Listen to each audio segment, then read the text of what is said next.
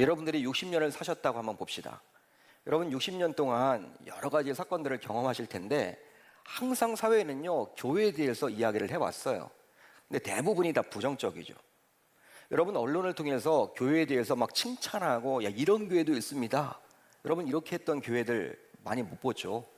뭐 기독교 방송이나 여러분께 기독교와 관련된 신문에서나 그렇게 이야기를 하지 세상 언론에서는요 교회를 그렇게 칭찬하기보다는 항상 깎아내립니다. 부정적으로 이야기를 한단 말이에요. 자, 그러나 하나님을 믿는 신자라면 우선해서 하나님께서 교회에 대해서 가지고 있는 마음을 중시 여길 줄 알아야만 해요.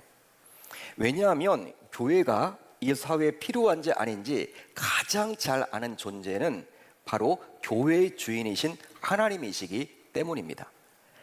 세상에서 이야기하는 교회에 귀를 기울여도 좋아요. 그걸 여러분 무시하자는 게 아닙니다. 우리가 귀를 기울여야 하겠죠. 그래서 받아들일 것은 받아들여야 합니다. 또 그들이 요구하는 것들 가운데 합당하다 그렇게 여기는 것들은 우리가 수긍해야 되겠죠. 그렇지만 세상에서 말하는 교회보다도 그 교회의 주인이신 하나님이 과연 이 교회에 대해서 어떻게 생각을 하고 있는가, 교회에 대한 마음은 무엇인가, 신자라면 거기에 더 신경을 쓰셔야만 한다는 거예요.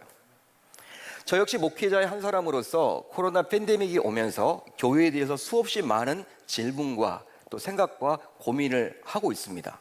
해왔고 지금도 하고 있습니다.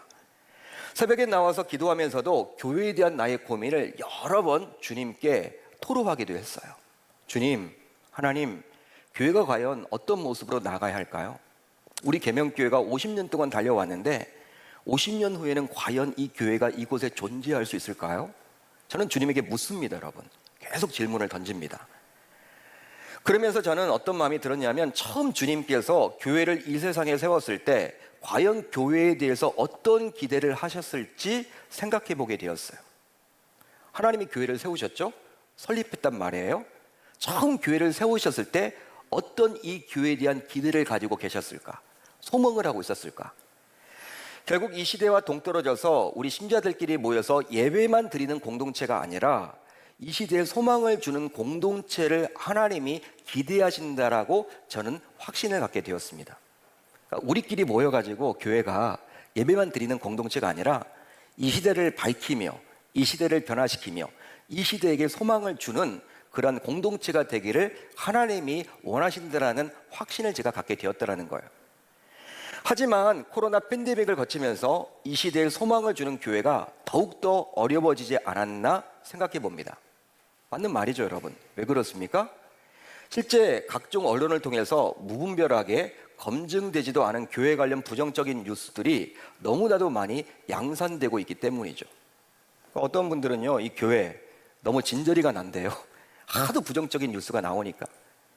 자신은 동조하지 않는다고 하면서 또 점점 신앙이 이렇게 식어진다라는 이야기를 제가 누군가에게 들었습니다. 자꾸 그런 뉴스를 접하다 보니까. 그런 가운데 저는 성경을 묵상하면서 요한계시록에 나오는 소아시아의 7교회를 통해서 교회가 이 시대에 어떻게 하면 소망을 줄 수 있을지 그 답을 얻게 되었어요. 답이 이 말씀 안에 있더라고요. 여러분, 소아시아에 7교회가 있는데 7교회에게 주신 하나님의 편지 아닙니까? 말씀 아닙니까? 거기에 답이 있더라는 거예요. 어떻게 하면 이 시대 속에서 이런 코로나 상황 속에서도 이 시대를 밝히며 이 시대를 변화하며 이 시대에게 소망을 주는 교회가 될 수 있을까? 어떻게 하면 우리 교회가 지역사회를 섬기며 지역사회에게 소망을 주는 교회가 될 수 있을까? 저는 소아시아의 7교회에게 보낸 이 편지를 통해서 답을 얻게 되었습니다. 왜냐하면 당시에 소아시아에는 7교회만이 아니라 실제 더 많은 교회가 있었습니다. 우리가 성경을 읽어보면요, 자칫 여러분 오해하기 쉬운 것이 무엇이냐면 당시 소아시아에 있는 7교회밖에 없었나 보다라고 착각하기가 쉬워요. 하지만 그렇지 않습니다. 훨씬 교회는 많았습니다. 하지만 7이라는 숫자가 완전수 아닙니까? 성경에서는 완전수예요. 완전을 뜻하는 것이기 때문에 하나님께서는 7교회를 택하사 편지를 보내주신 것이죠. 편지를 보내주셨다는 거예요. 따라서 7교회란 시대를 초월하여 이 세상에 존재하는 모든 교회를 가리킨다고 볼 수 있는 거예요. 그러니까 우리 교회도 이 교회 안에 포함되어 있다는 것이죠. 그러니까 시대를 초월해서 여러분, 기독교 역사, 보통 교회 역사가 2000년 정도 되었다 그러죠. 2000년, 예수님께서 부활하신 이후에 성령이 오게 되었고, 이제 교회가 이제 여러분 이 땅에 설립되지 않았습니까? 초대교회. 2000년 동안 있었던 수많은 그 크나큰 교회들, 작은 교회들, 뭐 개척교회들을 포함해서 이 7개의 교회 안에 모든 것이 다 들어가 있다는 것입니다. 한마디로 7교회를 통해서 볼 수 있는 교회의 다양한 형편이 바로 이 땅에 있는 모든 교회가 처한 상황이라고 볼 수 있는 거예요. 그러기에 7교회에게 전해진 하나님의 편지를 통해서 하나님께서 정말 원하시는 교회의 상을 우리가 무엇인지를 알아볼 수 있는 것이죠. 하나님께서 정말 원하시는 교회가 과연 어떻게 하면 교회가 될 것인가를 이 7가지 교회를 통해서 우리가 살펴보면 되는 것입니다. 이제 오늘은 첫 번째 교회인 에베소 교회에 대해서 살펴볼 텐데, 그 이전에 7교회를 통해서 하나님께서 신자인 저와 여러분들이 기억하기를 원하는 2가지가 있음을 우리는 놓쳐서는 안 돼요. 그러니까 에베소 교회에 들어가기 전에 이제 7가지 교회에 공통적으로 주셨던 이 메시지가 과연 있다라는데, 그것을 우선적으로 살펴보겠습니다. 우선 교회의 주인은 예수 그리스도이십니다. 교회의 주인은 예수 그리스도예요. 7교회를 바라보면요, 모두 예수 그리스도가 주인이라고 말을 해주고 있습니다. 예수 그리스도예요. 그러니까 이 땅에 존재하는 모든 교회의 주인은 바로 누구다? 예수 그리스도세요. 자, 오늘 말씀 1절을 볼까요? 이렇게 나와 있죠. 에베소 교회의 사자에게 편지하라. 오른손에 있는 7뼈를 붙잡고 7금 촛대 사이를 거니시는 이가 이르시되. 여러분, 이 구절을 보시면 주님께서는 자기 자신을 가리켜서 어떻게 지금 묘사해주고 있습니까? 여러분, 제가 노란색으로 글씨를 이렇게 좀 표를 해놨죠. 오른손에 있는 7뼈를 붙잡고 7금 촛대 사이를 지나시는 이라고 우리 주님은 자신을 친히 표현해주고 있어요. 묘사해주고 있습니다. 자, 그러면 7별과 7금 촛대는 과연 뭘까요? 이걸 알려면 요한계시록 1장 20절을 보시면 됩니다. 오늘 우리는 2장 1절부터 7절을 살펴보고 있는데, 2장 1절 앞에는요 1장 20절이 나와 있어요. 바로 윗 구절이죠. 1장 20절을 보면 이렇게 나와 있죠. 7별은 7교회의 사자요 7촛대는 7교회니라. 따라서 이 구절을 통해서 교회는 주님께서 친히 거니시는 곳이요, 교회의 사자인 목회자는 주님의 손에 붙들리는 사람임을 알 수 있는 거예요. 붙들리는 사람이다. 여러분, 오늘 말씀을 보게 되면요, 에베소 교회에게 보내시는 말씀인데, 수신제를 지금 어떻게 이야기하고 있습니까? 예수님께서 지금 누구에게 편지를 보냈어요? 여러분, 2장 1절을 보세요. 이렇게 나와 있죠. 에베소 교회의 사자에게 편지하라. 항상 교회는요, 목회자를 통해서 하나님께서 말씀해 주시는 거예요. 여기 나와 있는 에베소 교회의 사자에게 편지하라. 사자를 통해서 전달받는 것입니다. 교회에게 주시는 메시지가 있다는 거예요. 여러분, 교회의 사자인 목회자는 주님의 손에 붙들린 사람임을 알 수가 있어요. 근데 여러분, 이게 참 저는 은혜가 되더라고요. 왜냐하면 저도 목회자이기 전에 사람입니다. 그러다 보니까 목회를 하면서 때론 오해받기도 하죠. 제 생각과는 다른 방향으로 자꾸 이렇게 사람들이 오해하기도 하고, 성도들이, 여러분, 그런 경우들도 있습니다. 실제 또 때론 능력 부족으로 인해서 힘들고 지치고 외로울 때가 있을까요, 없을까요? 어려운 질문 아닌데요. 있겠죠. 여러분, 저도 사람이니까 막 지칠 때가 있죠. 번아웃 될 때가 있죠. 막 오해를 받기도 하고, 능력 부족을 막 느끼니까 내가 좀 그렇게 좀 잘하면 좋은데, 이런 마음도 들고, 위로움도 느끼고, 또 뭘 느껴요? 지침을 느끼고 힘들 때가 있습니다. 여러분, 사람이다 보니까. 그러니까 저를 위해서 여러분 기도하시는 거 잘 알아요. 그렇지만 사람이다 보니까 여러분, 저도 지칠 때가 있다는 거예요. 그럴 때마다 이 말씀이 얼마나 제가 위로가 되는지 몰라. 하나님이 붙들고 있다는 거냐, 하나님이 붙잡고 있다는 거잖아요. 그러니까 나는 내가 하려고 해서는 안 되고 하나님께 맡기기만 하면 되는 거구나. 그분이 알아서 해주시는 거구나. 나는 그분에게 붙들림만 될 수 있도록 경건하게 항상 말씀과 기도와 특별히 정직하게 성실하게 목회에 전념하면 되면 되는 거구나. 목회에 전념하면 되는 거구나. 그런 마음을 갖게 되는 거예요. 하나님이 책임져 주신다. 여러분, 이 말씀이 얼마나 제게 위로가 되는지 몰라. 저도 여러분 힘들 때마다 이 말씀을 계속 펴서 살펴봅니다. 아, 그렇구나. 내가 할 일은 그냥 하나님께 붙잡힌 바 되면 되는 거구나. 내가 하려고 하지 말고 하나님께 맡겨드리게 하겠다. 더욱이 주님께서는 오늘 말씀을 보게 되면요, 교회를 거니신다고 말씀하고 있죠. 교회를 거니신다. 이 말이 어떤 말이에요? 교회를 운행하신다. 하나님이 여러분 교회 구석구석에 다니면서요, 이곳저곳을 지금 여러분 살펴보고 계신다라는 거예요. 여러분, 그렇다면 왜 우리 주님께서 그리 할까요? 왜 교회를 여러분 운행하실까요? 바로 교회의 주인으로서 교회에 관심이 있기 때문입니다. 그러기에 교회의 주인은 우리 주님이신 예수 그리스도이십니다. 따라서 교회의 주인은 담임 목사도 아니고 장로도 아니고 권사도 아니고 집사도 아니에요. 교회에서 가장 헌금을 많이 하는 분의 것도 아닙니다. 설령 이 교회를 누군가 홀로 세웠다 하더라도 그분께 아니라는 거예요. 교회에 여러분 설립 목사들이 있죠? 여러분 그 설립 목사님도 아니라는 거예요. 바로 교회의 주인은 누구입니까? 바로 우리 구주 예수 그리스도이십니다. 믿으시면 아멘. 동의가 하시면 아멘. 여러분 믿으시면 아멘 할 때 크게 하셔야죠. 당연히. 예? 주님의 교회인데. 그러기에 성도인 우리는 언제나 이 사실을 기억해야만 하는 거예요. 이건 놓쳤다간 큰일 납니다, 여러분. 하지만 이 사실을 자꾸 우리가 잊어버리기에 교회에 갈등이 생기고 분란이 생기고 심지어 교회가 분열되기도 해요. 저도 여러분 이렇게 분란 있는 교회도 있어봤지만 여러분 양측으로 나뉘어져서 막 싸우잖아요. 진짜 여러분 무섭게 싸우거든요. 분란 있는 교회를 가보면 이 사람들이 하나님 믿는 사람들인가 생각이 들 정도로 세상 사람들도 그렇게 더티하게는 안 하는데 더티하게 싸웁니다. 진짜 개싸움을 합니다. 한마디로 교회에서. 여러분 양측에 가서 왜 그렇게 싸우려고 하냐고 물어보면요, 다 하나님의 영광, 주님의 교회인데 그래도 해야 되지 않습니까? 여러분 이렇게 잘 곰곰이 들어보면요, 주님이 정말 교회 주인이라고 하면 주님이 정말 이 교회가 갈라지는 것, 분열되는 것, 그걸 원하실까? 여러분 사람의 욕심이 들어가 있는 거예요. 싸우는 분들의 욕심이 들어가 있다니까요. 자기네 여러분 뜻이 중요해. 주님의 뜻이 중요한 것이 아니라 진짜 여러분 주님의 교회라고 하면요, 주님의 의중이 중요하잖아. 주님이 여러분 갈등하고 분열되고 분란 일어나는 것을 여러분 좋아할까요? 그렇지 않다라는 것이죠. 싸우면서도 여러분 본인은 입술로는요 주님의 교회입니다라고 하지만 자기 교회야, 자기 교회. 그렇기 때문에 싸우는 거죠. 따라서 성도인 우리는 교회에 대해 주인의식을 가진 청지기로서 항상 주인이신 그리스도의 의중에 따라서 신앙생활을 해야만 하겠습니다. 여러분 주인의식을 가진 청지기와 주인은요 다른 거예요. 청지기는 누구 눈치를 봐야 합니까? 주인 눈치를 봐야 합니다.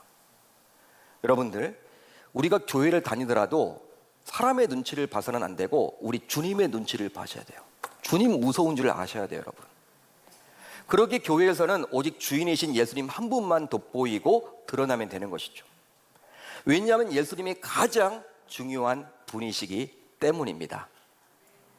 따라서 신자인 우리가 7교회에 보낸 편지를 통해서 반드시 기억해야 하는 것은 그것이 바로 무엇이냐? 교회의 주인은 그리스도라는 사실이에요. 그러기에 이런 사실을 우리 주님 부르시는 그날까지 저와 여러분들 모두 다 기억해야만 할 줄로 믿습니다. 믿습니다. 이거 놓쳤다가는 끝나는 거예요. 갈등이 생기는 거예요. 분열이 생기는 거예요. 분란이 일어나는 거예요. 우리 모두 다 여러분 주님 눈치만 바라본다면, 주님이 어려워할 줄 안다면, 주님이 살아계시는데 주님의 그 마음을 우리가 읽을 줄 안다면 여러분 교회가 쪼개지거나 갈라지거나 어려움은 생기지 않습니다. 내가 주인이다 보니까, 많은 하나님의 주인이라고 이야기하면서도 마치 내가 여러분 주인이다 보니까 그렇게 여러분 함부로 하는 것이죠.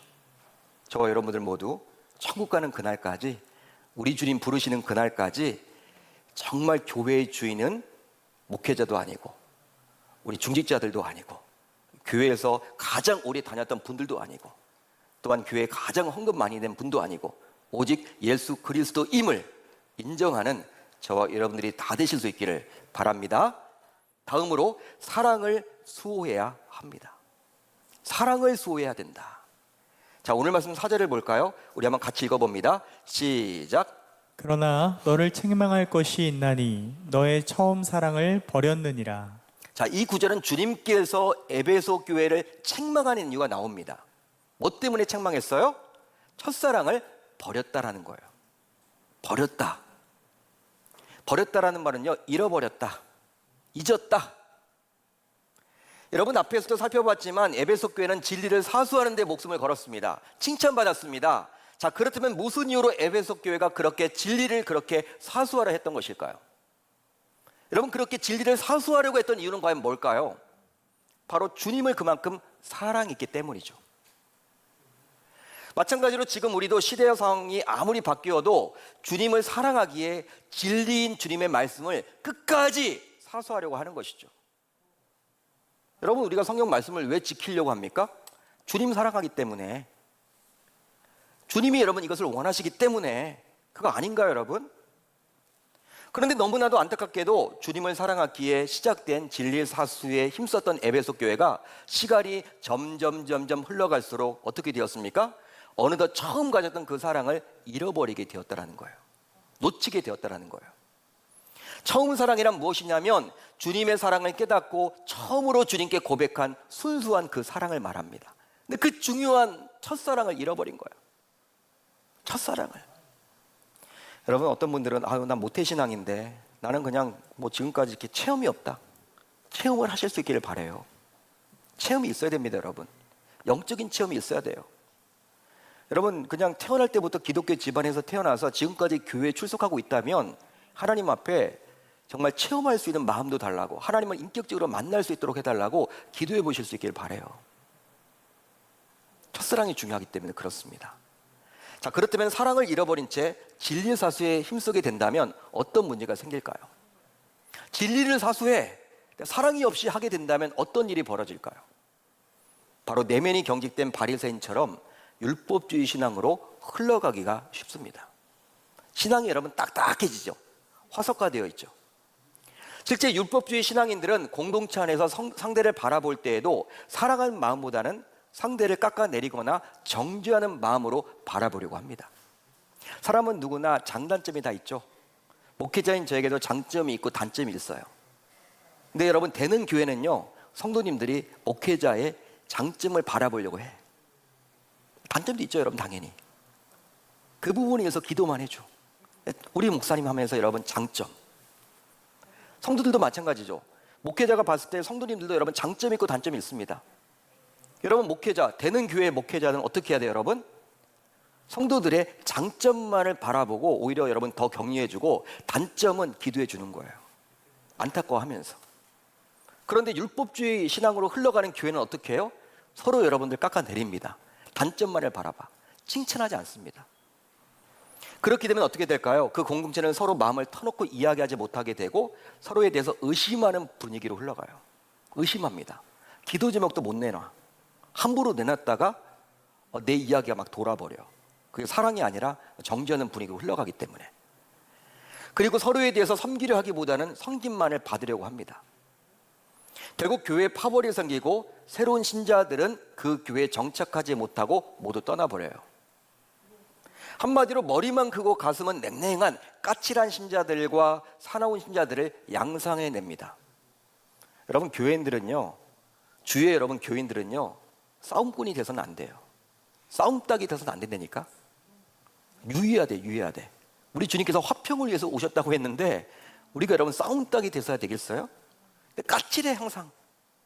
그런 교회를 가보면 까칠해, 시니컬해, 그리고 사나워, 막 화가 난 것처럼 보여. 그렇습니다. 안타깝게도 당시 에베소 교회는 진리와 비진리를 가르고 열심히 사용만 했지 사랑을 이미 오래전에 잃어버렸어요. 이미 오래전에 잃어버렸다는 사실입니다. 그런데요, 요즘도 이런 경향을 우리는 자주 목도합니다. 즉, 진리의 말씀을 제대로 알되 가슴은 사랑으로 뜨거워야 균형 잡힌 신앙인이라 할 수 있는데, 그렇지 못하고 머리로만 하나님을 알고 믿으려는 신자들이 점점 늘어만 가고 있습니다. 기독교는요, 체험의 종교입니다. 체험하셔야 돼요. 성경 말씀을 읽지 말라는 말이 아니라 성경 말씀을 백독 천독해도 마음이 뜨겁지 않으면요, 마음으로 그 성경 말씀을 읽지 않으면 머리로만 읽으면요, 그 지식만 쌓는 거예요. 성경 공부해서 뭐 하려고요? 여러분, 매주 강단에서 이 설교를 하는 저 자신도 순간순간 느끼는 게 있습니다. 제가 여러분 간증을 하면 무엇이냐면, 바로 우리 공동체에 속한 성도들을 사랑하는 마음으로 품고 충분히 기도하고 난 다음에 단위에 올라서 말씀을 전할 때는요, 여러분들의 반응이 달라요. 내가 여러분들을 사랑하는 마음을 가지고 충분히 기도한 다음에 기도로 녹여내는 거야, 설교를. 그래서 가슴으로 설교를 하는 거예요. 그럴 때는요, 여러분들도 뜨겁게 반응합니다. 그런데 아무리 제가 헬러 히브리어를 살펴보고 이 책 저 책 보면서 연구하고 고민하고 설교를 여러분 여러 시간 준비해서 전한다 하더라도 충분히 기도하지 않고 기도 시간을 확보하지 못하고 내 의지에, 내 머리에 의지해서 여러분 설교를 하게 되면요, 여러분들의 반응이 금방 느껴져요. 냉랭해요. 냉랭하더라는 거예요. 참 부끄러운 고백이죠. 목회자로서 가슴으로 설교를 해야 되는데 머리로 설교를 하고 있으니 그럴 때가 몇 번 있었어요. 말씀을 준비하면서 저에게 여러분 찔림이 되더라고요. 김 목사 정신 차려라. 가슴으로 설교해야 돼. 머리로 설교하는 게 아니야. 머리로만 믿어서는 안 돼. 근데 성도들 가운데서는 머리로만 믿는 분들이 있다니까요. 가슴으로 믿어야 되는데, 예수님을. 따라서 신자인 우리 모두 저를 포함하여 이 시간 이처럼 중요한 처음 사랑만큼은 잃어버려서는 아니 될 줄로 믿습니다. 믿습니다. 하지만 이처럼 처음 사랑을 버린 에베소 교회를 향해서 우리 주님은 다시금 기회를 주세요. 이게 우리 주님이세요. 책망을 하시지만 기회를 주신다라는 사실이에요. 왜? 그 책망을 통해서 돌이키기를 원하시기 때문에. 자, 오늘 말씀 5절을 볼까요? 이런 기회를 주셨습니다. 그러므로 어디서 떨어졌는지를 생각하고 회개하여 처음 행위를 가지라. 회개하라는 거예요. 돌이키라는 거예요. 돌아오라는 거예요. 바로 자신이 왜 이렇게 되었는지 그 원인부터 점검해보고 잘못을 돌이키라고 우리 주님은 촉구하십니다. 그 이유는 자기가 본래 어떤 사람이었으며 주님께서 그런 나를 어디서 구원해 주셨는지를 돌이켜볼 때 저와 여러분들은 주님을 향한 그 첫사랑을 회복할 수 있기 때문이죠. 주님, 제가 무엇이고 한데 저를 구원시켜 주셨습니까?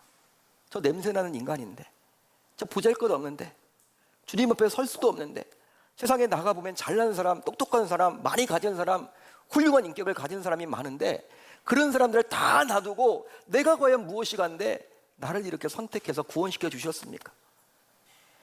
여러분, 항상 그것을 찬양해야 돼요. 그걸 떠올리면서 감사할 수 있어야 돼요. 여러분, 항상 그걸 위해서 기도할 수 있어야 되는 거예요. 그렇게만 된다면 어떻게 됩니까? 우리의 냉랭한 가슴은 다시금 우리 주님께서 부어주시는 뜨거운 가슴으로 변하게 된다는 것이죠. 따라서 우리 신자들은 주님께서 부르시는 그날까지 구원의 감격만큼은 반드시 기억하고 떠올릴 수 있어야 하는 거예요. 이거를 놓쳐서는 안 된다는 것이죠. 하지만 에베소 교인들은요, 너무나도 안타깝게도 이런 주님의 경고를 그냥 무시해 버렸습니다. 돌이키지 않았어요. 회개하지 않았어요. 우리 주님이 이렇게까지 이야기하고 있는데도 돌이키지 않았다라는 거예요. 회개하지 않았다라는 거예요. 그 결과 어떻게 되었습니까? 다음에 말씀대로 이루어져서 지금 에베소 교회는 흔적조차 사라져 버렸어. 어디가 에베소 교회인지 몰라. 에베소 지역을 가봐도 흔적조차 사라졌어. 교회도 사라진다라는 거예요. 교회도 없어집니다. 우리가 50년 동안 지금 달려왔잖아요. 그러니까 여러분, 저는 겁이 나는 거예요. 여러분들도 정말 책임이 있는 거예요. 지금까지 여러분 눈물을 흘리면서 기도하면서 세워졌던 이 교회인데 50년 후에도 이 교회가 있어야 될 텐데, 아니 100년 후에도 이 교회가 있어야 될 텐데 우리의 잘못으로 인해서, 우리의 사랑이 식어져서 우리가 하나님과의 만났던 그것이 없는, 또 진리를 수호하지 않음으로 말미암아 우리 주님께서 어떻게 해요? 촛대를 옮기면 어떡할까? 이런 생각으로 잠이 안 오더라고요. 만일 그리하지 아니하고 회개하지 아니하면 내가 내게 가서 내 촛대를 그 자리에서 옮기리라. 무서운 경고죠. 살벌한 경고입니다. 사도 바울, 디모데, 사도 요한이 담임했던 그 화려했던 에베소 교회가 지금은 흔적조차 찾아볼 수 없으니 이 얼마나 무서운 경고일까요? 이 얼마나 무섭습니까? 따라서 이 시간 말씀을 마무리하면서 사도 요한의 다음의 권면을 우리는 가슴에 새기면서 이번 한 주도 사랑 수호에 힘쓰는 저와 여러분들이 모두 되실 수 있기를 우리 주님의 이름으로 축원합니다. 축원합니다. 사도 요한은 이렇게 권면해주고 있죠. 사랑은 여기 있으니 우리가 하나님을 사랑한 것이 아니요 하나님이 우리를 사랑하사 우리 죄를 속하기 위하여 화목제물로 그 아들을 보내셨습니다. 사랑하는 자들아, 하나님이 이같이 우리를 사랑하셨은즉 우리도 서로 사랑하는 것이 마땅하도다. 저와 여러분들을 위해서 자신의 독생자 아들 예수 그리스도를 희생하셨습니다. 우리가 무엇이 간데? 그렇다면 우리가 그 하나님께 받았던 그 사랑을 이제 우리 교우들에게, 어렵고 힘든 사람들에게, 이웃들에게 나눠준다면 우리 교회는요 50년 동안 달려왔지만, 아니 50년 뒤에 존재할까 아닐까 그거 걱정할 것이 아니라 2000년 뒤에도 존재하게 되는, 주님 다시 오는 그날까지 존재하는 멋진 교회가 되리라 저는 믿어요. 우리 계명교회가 그런 교회가 되지 않겠습니까? 여러분 교회를 사랑하신다며요. 그렇다면 오늘 말씀처럼 진리를 사수하십시오. 진리를 사수하세요. 이단이 발을 붙이지 못하도록 막아주십시오. 동성애 옹호자들을 우리가 그들이 잘못되었다라고 가리켜야 됩니다. 그리고 또 한 가지, 종교 다원주의에 물들어서는 아니 됩니다. 예수밖에 길이 없는 거예요. 마리아 믿어서는 안 됩니다, 여러분. 어떤 분들은 뭐 캐톨릭이 구원받지 않느냐. 물론 여러분 예수님 믿으면 구원 받겠죠. 그렇지만 예수를 제대로 믿지 못하도록 만드는 게 캐톨릭이니까. 왜? 자꾸 마리아를 믿으라고 하잖아. 마리아는 여러분 존경의 대상이지 믿음의 대상이 아닙니다. 존중해 줘야 될 사람이지 신이 아니라는 거예요. 세상은요 자꾸 여러분 타 종교에도 구원이 있다라고 가리켜요. 거기 현혹되지 마시고 끝까지 진리를 사수하실 수 있기를 바랍니다. 근데 그거에만 하지 마시고 첫사랑, 내가 무엇이 간데 나를 구원해 주셨을까, 그 하나님의 사랑으로 흠뻑 젖어서 항상 사랑을 수호하려고 몸부림친다면, 기독교의 기본 정신이 사랑인데 떠올리면서 진리와 사랑으로 가지고 나아간다면 우리 계명교회가 앞으로의 50년 후에도, 아니 100년 후에도 우리 주님 오실 그날까지 저는 이곳에 존재하게 될 줄 믿어요. 그런 은혜가 있겠다라고 고백하고 다짐하는 저와 여러분들이 다 되실 수 있기를 우리 주님의 이름으로 축원합니다.